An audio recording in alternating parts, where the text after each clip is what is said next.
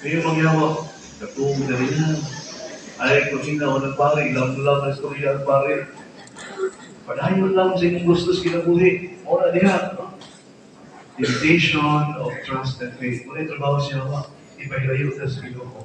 Number 3, ang temptation. The temptation of power. Idala sa yawa ang Ginoo dito sa bukid. Kung ngayon siya, kanina makita niya tanan. Ako, anak. Ang imo lang buhaton, malungod na ako. Ako nang ihatag nimo. O daghan po na to, andang kay ulod sa yawa. Aron lang na makuha kung siya ang gusto. Mayroon ang yawa. Congressman o sir, kawatan ng batas, flood control. Bawo na rin ako. Akong ihatag ni mong tanan. O daghan nila katinta, nagbaw na siyawa. O nahimo sako siyawa.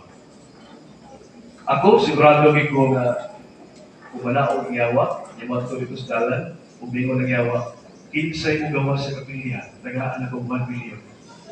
Huwag sila mabili din niya.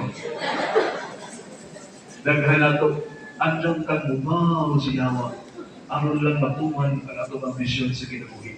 Daghan nato, willing ta nga mahimong dishonest, willing ta nga mahimong cheater,